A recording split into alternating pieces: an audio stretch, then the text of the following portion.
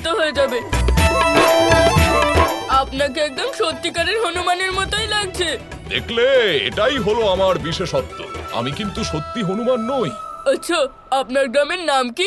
অযোধ্যা।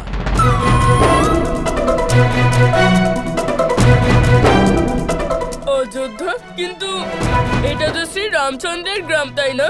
হ্যাঁ, তাই তো। কিন্তু তুমি একবার ভেবে দেখো, যার মনে ভক্তি আছে, সেই ভক্তিতে প্রকৃত শ্রদ্ধা আছে, তার কাছে তো সমস্ত গ্রামই অযোধ্যার সমান, তাই না? জানি না, আমার এখনো কেন মনে হচ্ছে যে আপনি কোনো শিল্পী নন, বরং সাক্ষাৎ শ্রী হনুমান। আরে না না বাবা, আমাদের নাট্যদলের সাজসজ্জা শিল্পীরা আমাকে এত সুন্দর করে সাজিয়েছে, আর তাই তো আমাকে দেখে একেবারে আসল শ্রী হনুমান মনে হচ্ছে। নয়তো আমি তো তোমার মতোই একজন শিল্পী, মধুমঙ্গল। আপনি আমার নাম জানলেন কি করে? আমি তোমার নাম কিভাবে জানলাম? তাই তো আমি বলছি, আমি তোমার নাম এই জন্য জানি কারণ তোমার নাম নিয়ে চারিদিকে চর্চা হচ্ছে। এটাই যে মধুমঙ্গল বৃন্দাবনের রামলীলায় হনুমানের চরিত্রে অভিনয় করতে চাইছে না। তার মানে সব জায়গায় আমার বদনাম ছড়িয়ে পড়েছে? আরে না না, এরকম কোনো ব্যাপার নয়। ওরা তো শুধু জানতে চাইছে যে তুমি হনুমানের চরিত্রে অভিনয় করতে চাইছো না কেন। বলো তো আমাকে, কেন করতে চাইছো না? আমি তো আপনার মতো, অর্থাৎ বলো। আমি শ্রী হনুমানের মতো রূপবান আর শক্তিশালী নই। তুমি যদি এরকম ভাবো বন্ধু, তাহলে তো তোমার সাথে বিস্তারিত আলোচনা করতেই হবে। এসো বন্ধু, তুমিও বসো। কিছুক্ষণের জন্য ভাবো যে আমি হনুমান। আচ্ছা, এবার বলো তো যে তুমি কি জানো আমার নাম হনুমান কেন হলো? হনু কথার অর্থ হলো থুতনি। যখন আমি ছোট ছিলাম তখন দেবরাজ ইন্দ্র তার বজ্র দিয়ে আমার থুতনিতে আঘাত করেছিলেন। তারপর আমার থুতনিতে ওই আঘাতের চিহ্ন থেকেই গেল। এবার তুমিই বলো, যার থুতনিতে ক্ষত চিহ্ন আছে সে কি কখনো সুন্দর হতে পারে? আমাকে দেখো, আমাকে দেখে কি রূপবান মনে হয়? আমি তো একজন সাধারণ বানর, কিন্তু তারপরেও সবাই আমাকে পুজো করে, কারণ হে প্রভু, আমি নিজের মুখেই নিজের স্তুতি কি করে করি? এটা ঠিক নয়। এটা আত্মস্তুতি নয়, এটাই হলো বিশেষ মাধ্যম, আর এখানে এই মাধ্যমের খুবই দরকার। বলুন না, হনুমানের পুজো কেন করা হয়? তাহলে শোনো মধুমঙ্গল, আমাকে সবাই এই কারণে পুজো করে না যে আমি পবন দেবের কিংবা মাতা অঞ্জলি দেবীর পুত্র। তারা আমার কর্মের জন্য আমার পুজো করে, আর আমার কর্ম তো একটাই, স্বচ্ছ মনে প্রভু শ্রীরামকে ভক্তি করে।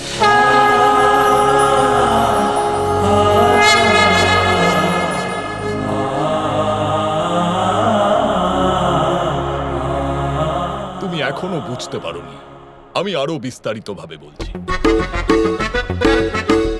আমিও যখন তোমার মতো ছোট ছিলাম তখন আমি কোনো কাজ করার আগে ভাবতাম না যে ওই কাজটা কি আমি সফলভাবে করতে পারবো নাকি পারবো না, বা আমি এই কাজটা করলে জগৎ সংসার আমাকে নিয়ে কি ভাববে।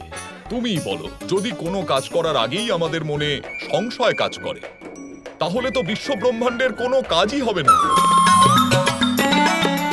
আমি দেখতে কেমন তার থেকেও অনেক বড় কথা হলো কোনো কাজ আমি কতটা সফলতার সাথে পূরণ করতে পারি কিংবা পারি না। যদি এই শরীরের কথা বলো, তাহলে এই শরীর তো স্বয়ং ভগবানের দান, যার মধ্যে স্বয়ং ভগবান বসবাস করেন। তোমার আমার সবার মধ্যে ভগবান স্বয়ং বিরাজ করেন। এবার তুমিই ভাবো, যে শরীরে স্বয়ং ভগবান বাস করেন সেই শরীর কি কখনো কুৎসিত হতে পারে?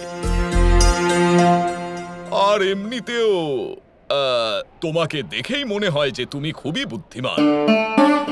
হনুমানের কথা তো তুমি সব জানোই, তোমাকে আর নতুন করে কি বলবো। হ্যাঁ হ্যাঁ, ওনার ভক্ত যে আমি। তুমিই বলো, তুমি যখন শ্রী হনুমানের ভক্ত, তাহলে শ্রী হনুমান কি চাইবেন না যে ওনার সব ভক্তরা ওনার মতোই হোক?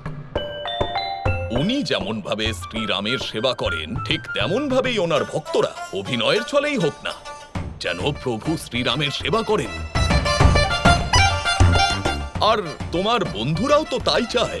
তুমি তোমার বন্ধুদের কথাও শুনবে না? শুনবো তো। এই তো বুঝতে পেরেছ। তাহলে এবার মধুমঙ্গল, একটা কথা ভালো করে বুঝে নাও যে ভবিষ্যতে এই ধরনের কুণ্ঠিত বোধ করা বা হীন মানসিকতাকে তোমার হৃদয়ে প্রবেশ করতে কিছুতেই দেবে না। নিজেকে কখনো কারুর থেকে ছোট মনে করবে না। এবার তুমি বলো যে আজ যখন তুমি মঞ্চে যাবে তখন তুমি কার চরিত্রে অভিনয় করবে? ভগবান শ্রী রামচন্দ্রের পরম ভক্ত শ্রী হনুমানের চরিত্র। একদম ঠিক বলেছ। এমন অভিনয় করো যাতে সবাই অবাক হয়ে যায়, সব জায়গায় যেন তোমাকে নিয়েই চর্চা হয়। আমি কথা দিচ্ছি যে রামলীলায় সর্বশ্রেষ্ঠ হনুমান হব আমি। সাবাস মধুমঙ্গল। তবে এর থেকেও গুরুত্বপূর্ণ বিষয় হলো তোমাকে রামলীলায় তো হনুমানের চরিত্রে সর্বশ্রেষ্ঠ অভিনয় করতেই হবে, কিন্তু তার সাথে তোমার ব্যক্তিগত জীবনে তোমাকে ভূমিকা পালন করতে হবে সর্বশ্রেষ্ঠ মধুমঙ্গলে। তুমি যদি আমার এই কথার সাথে সহমত পোষণ করো তাহলে ভবিষ্যতে তোমার হনু অর্থাৎ তোমার থুতনিতে বজ্রের আঘাত পাবে কিনা সেটা তো আমি জানি না, কিন্তু আমি এটুকু অবশ্যই বলতে পারি যে এই জগৎ সংসারে তুমি একজন প্রতিষ্ঠিত ব্যক্তি হবে, তুমি মান সম্মান অর্জন করবে বন্ধু। আপনার বোঝানো প্রতিটি কথা আমি মনে রাখবো শ্রী হনুমান।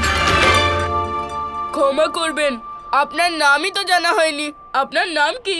আসলে বিষয়টা হলো যে এত বছর ধরে হনুমানের চরিত্রে অভিনয় করছি বলে সকলে আমাকে হনুমান বলেই ডাকে, তুমিও তাই বলেই ডাকো। ঠিক আছে শ্রী হনুমান। শ্রী হনুমান।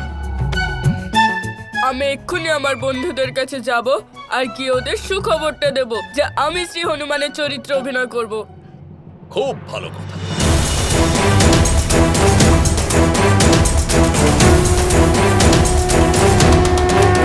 জয় শ্রীরাম। গোপাল, আমি আজকের রামলীলা নাটকে হনুমান হব। খুব ভালো মধুমঙ্গল।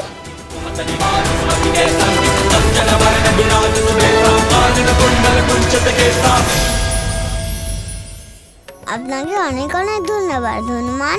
আমি খুব খুশি হয়েছি যে আপনি পৃথিবীতে এসে আমাকে সাহায্য করলেন।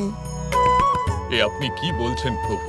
সত্যি তো এটাই যে আপনি যেদিন থেকে এই বাল্য অবতার রূপে জন্ম নিয়েছেন আমি কেবলই প্রতীক্ষা করে থাকি যে আপনি কবে আমাকে স্মরণ করবেন, কবে আমাকে স্মরণ করবেন, কিন্তু আপনি আমাকে কখনো স্মরণ করেন না। অবশ্য তাতে কি হয়েছে, আমি হলাম আপনার পরম ভক্ত, যুগ যুগ ধরে আপনার প্রতীক্ষা করছি। যখনই আপনি আমাকে স্মরণ করবেন আপনার এই ভক্ত ঠিক সেই মুহূর্তেই আপনার সামনে এসে উপস্থিত হবে।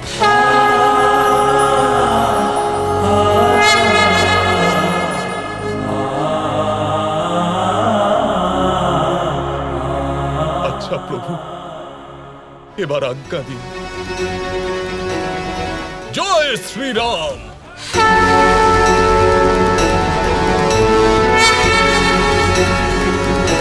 ভবিষ্যতেও হনুমানের মন্ত্র পাঠ করলে মানুষের মনে জোর বৃদ্ধি পাবে।